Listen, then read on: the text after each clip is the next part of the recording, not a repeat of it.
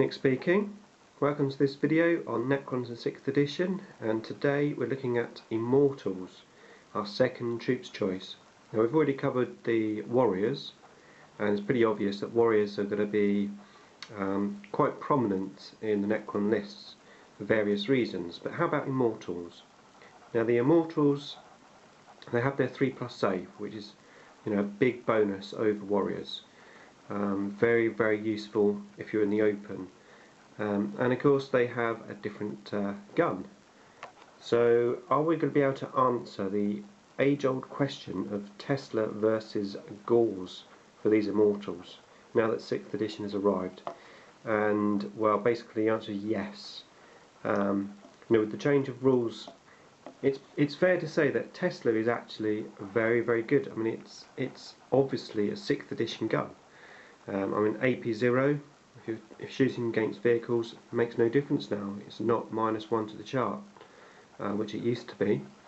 And obviously with things like Overwatch, where if you hit on 6s, or even Snapfire, if you're hitting on 6s, you get 2 extra hits. Fantastic. So what about on Immortals? Is Tesla the best thing to have? Well, now that we have moving rapid fire guns, so in other words you can move and still shoot the rapid fire weapons, one shot at 24 inches or 2 shots at 12 inches, just makes these so much better, coupled with the fact that they're AP4, so Orcs, Nids, anything that's got a 4+, 5+, 6+ save, no saves for them, only if they're in cover. Plus, Gauls weapons, glancing hits on a 6, so you can take out infantry, tanks.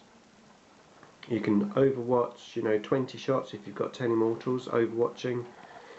They've got everything basically that you need. You no longer need a Pharaoh with them to move and shoot. Now, all in all, the Gauls Blaster is definitely the weapon of choice. Now, I'm quite fortunate I only have the old models, and it's fair to say that I was actually planning on getting some Tesla Immortals myself. I'm quite pleased that I didn't now. Don't worry if you've got Tesla guns. I mean, they're still pretty good, but you can always proxy them. Just say they've got Gauls Blasters. I mean, I was proxying these as Tesla weapons for quite some time, as I tried them out. It's not really a problem as long as everybody knows exactly what's on your gun.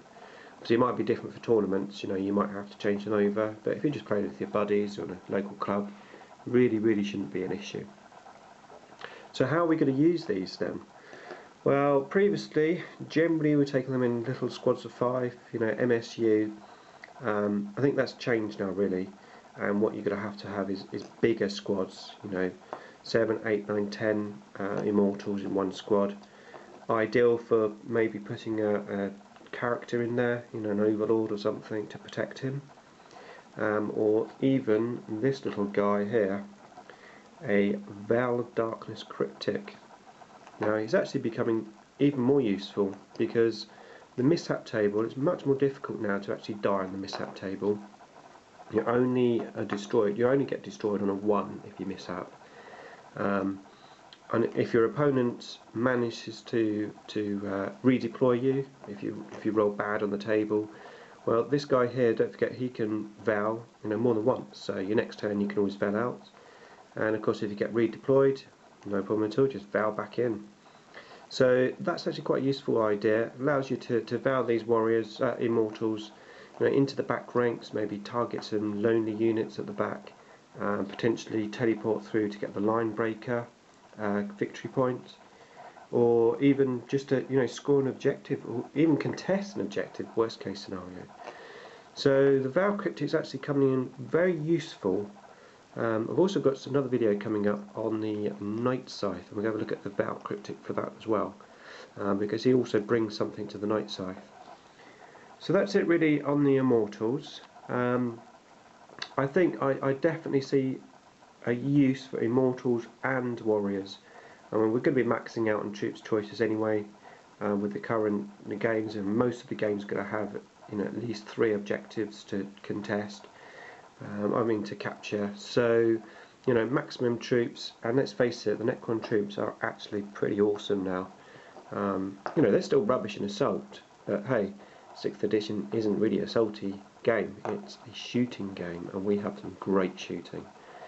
So that's it for the Immortals, and next up I'm going to look at the Night Scythe.